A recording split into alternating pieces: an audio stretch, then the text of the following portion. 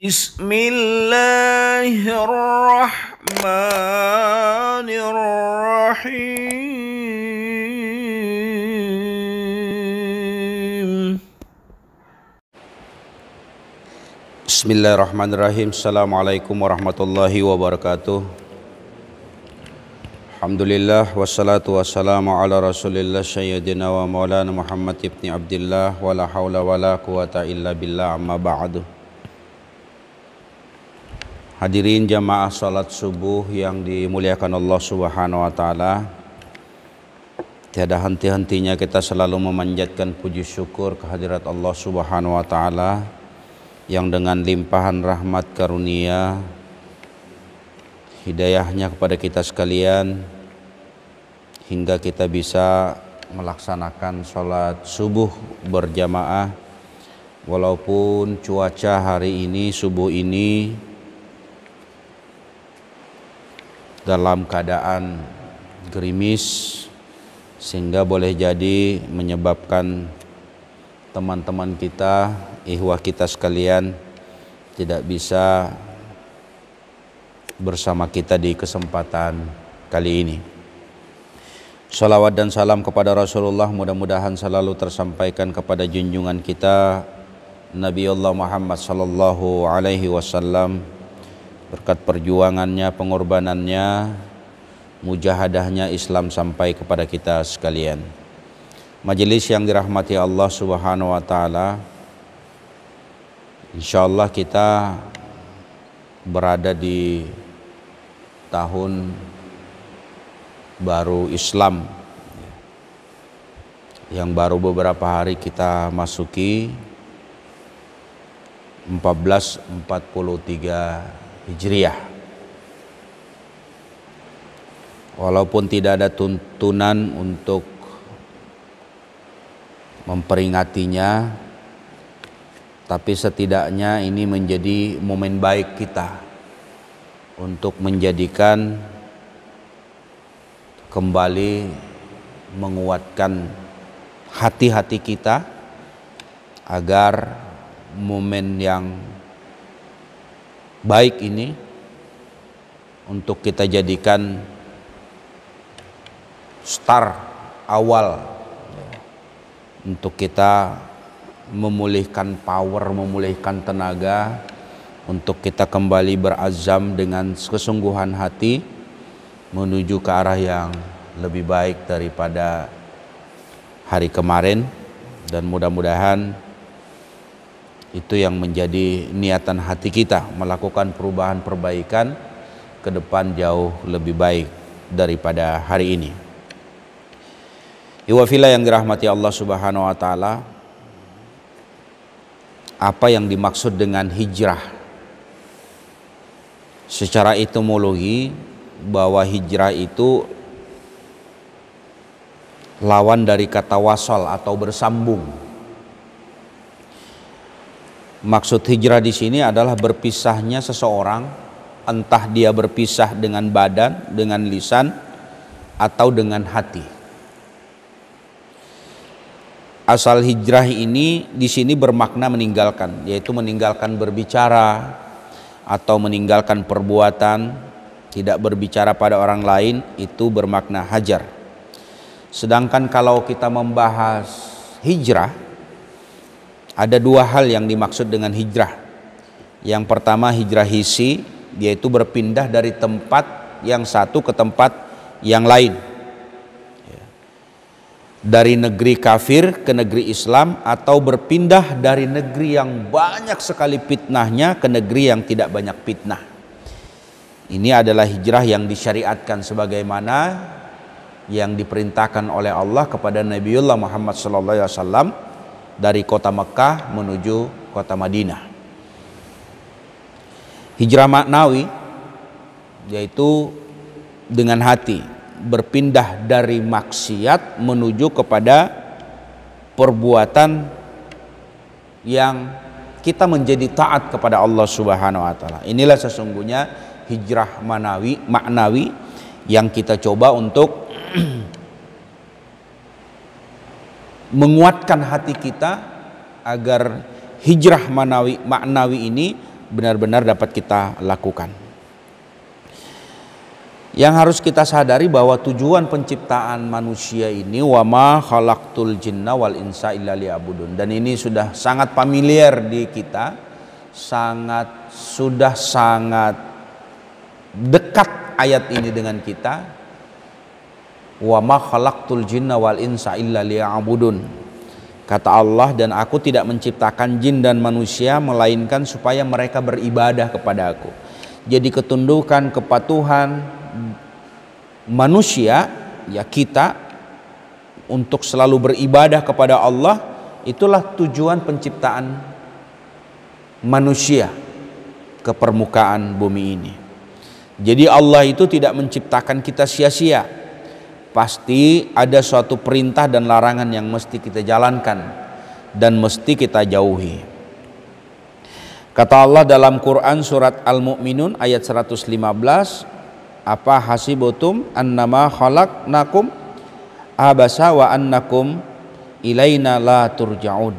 Maka apakah kamu mengira bahwa sesungguhnya kami menciptakan kamu secara main-main saja, dan bahwa kamu tidak akan dikembalikan kepada kami. Ibnul Qayyim Al-Jauziyah mengatakan bahwa apakah kalian diciptakan tanpa ada maksud dan hikmah, tidak untuk beribadah kepada Allah dan juga tanpa ada balasan darinya. Jadi apa yang disampaikan oleh Ibnul Qayyim Al-Jauziyah melalui Quran surat Al-Mu'minun ayat 115 ini juga bagian daripada pertanyaan diri kita kepada diri kita masing-masing, bahwa sesungguhnya penciptaan kita manusia itu tidak diciptakan tanpa tujuan, tanpa maksud. Bahwa Allah menciptakan kehidupan kita di permukaan bumi ini tentu tidak main-main saja, kata Allah, ya. Bahwa satu saat setelah kita diciptakan oleh Allah, dari kita tidak ada menjadi ada, setelah kita ada lalu kemudian kita tidak ada. Seperti itulah kehidupan kita berproses, yang harus kita pahami, yang mesti kita renungi, bahwa satu saat kita akan dikembalikan kepada Allah Subhanahu wa taala. Dan penciptaan Allah terhadap kita manusia tentu tidak main-main. Ada maksud dan tujuan kita diciptakan oleh Allah Subhanahu wa taala untuk apa? Ibadah, tunduk, patuh kepada Allah semata. Jadi beribadah kepada Allah adalah tujuan diciptakannya jin dan manusia dan seluruh makhluk. Makhluk tidak mungkin diciptakan begitu saja tanpa perintah atau tanpa dilarang. Inilah yang disebut dengan aturan yang mesti kita ikuti, sehingga diturunkan agama, diutus para nabi dan rasul, agar manusia di dalam penciptaannya yang menjadi tujuannya adalah ibadah, patuh dan tunduk kepada Allah Subhanahu wa taala itu bisa tercapai. Lalu kemudian dalam surat lain, ayahsabul insanu ayyutraka sudah. Apakah manusia mengira bahwa ia akan dibiarkan begitu saja tanpa pertanggungjawaban? Al-Qiyamah ayat 36 ini mempertanyakan kepada kita dan sekaligus menegaskan bahwa setiap perbuatan kita, setiap tindak tanduk kita itu sekecil apapun akan dipertanggungjawabkan di hadapan Allah Subhanahu wa taala. Maka yang begini inilah sesungguhnya yang kita butuh hijrah, berpindahnya kita dari maksiat kepada ketaatan kepada Allah Subhanahu wa taala.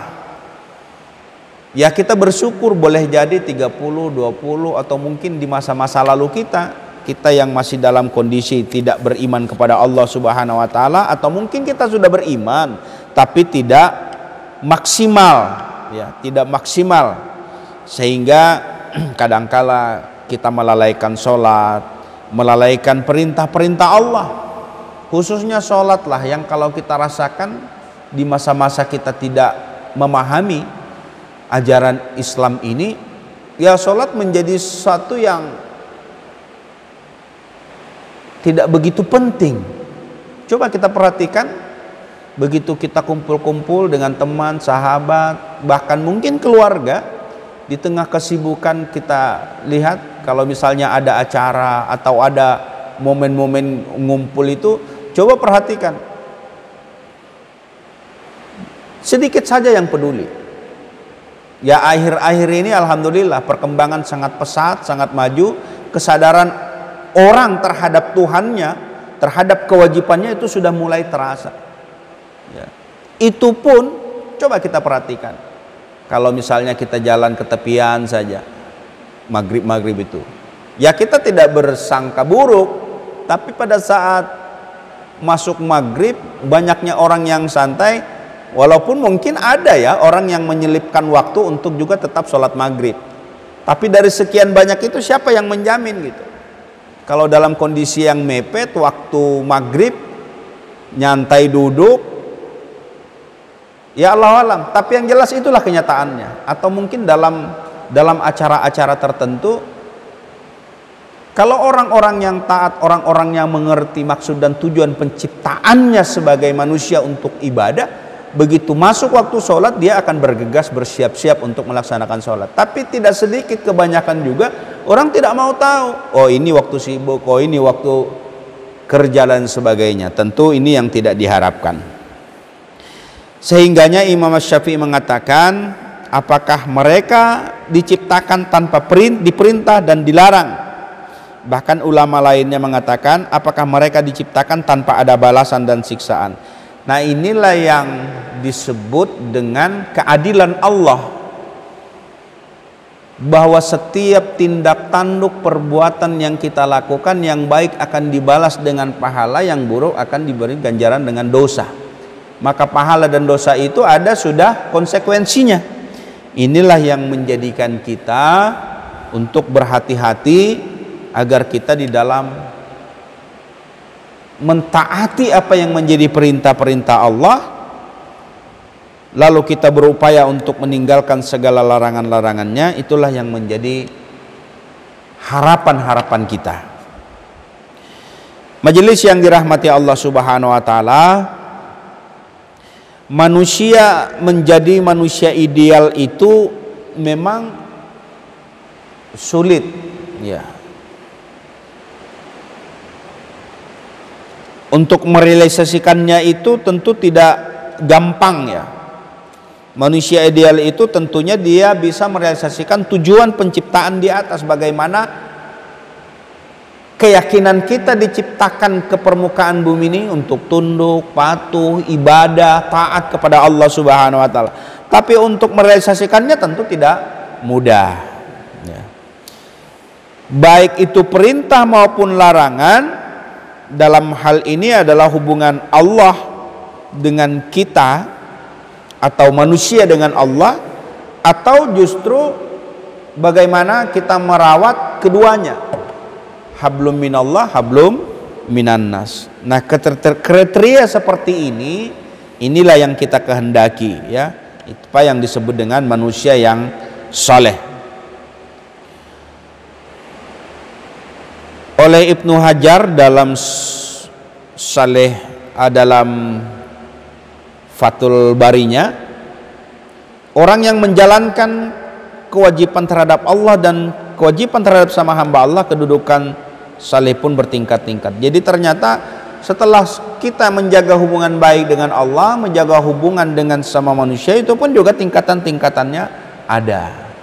Nah untuk menjadikan kita menuju ideal itu memang berat, tapi bukan berarti tidak bisa ya. Bukan berarti tidak bisa. Dari hadis Abdullah bin Umar radhiyallahu anhu, ia berkata, sesungguhnya manusia seperti unta sebanyak 100, hampir-hampir tidaklah engkau dapatkan di antara unta-unta tersebut seekor pun yang layak untuk ditunggangi. Maksud hadis ini, tak ada memang yang sempurna, namun memang ada yang mendekati ideal atau kesempurnaan. Nah kesempurnaan itu milik Allah yang dititiskan kepada Nabiullah Muhammad SAW. Kesempurnaan kehidupan manusia sebagai suri tauladan kita. Nah mudah-mudahan kita berupaya untuk menjadi manusia-manusia yang ideal, manusia-manusia yang sempurna, walaupun terlalu sulit untuk menjadikan kehidupan kita sempurna, karena ada pasti celah. Makanya kesempurnaan manusia itu memang tidak bisa dimiliki, tapi mendekati ke arah sana itu tidak menutup kemungkinan, karena Allah janjikan bahwa ketika kita berupaya semaksimal mungkin menjadikan diri kita baik, insya Allah Allah pun akan menjadikan diri kita baik. Wa fillah yang dirahmati Allah Subhanahu wa taala, mudah-mudahan kultum singkat ini memberikan pencerahan kepada kita dan mengajak kepada diri pribadi saya dan kepada kita semua, mari kita kuatkan hati kita melalui kajian-kajian yang akan kita terus coba lagi mulai, saling mengingatkan satu dengan yang lain.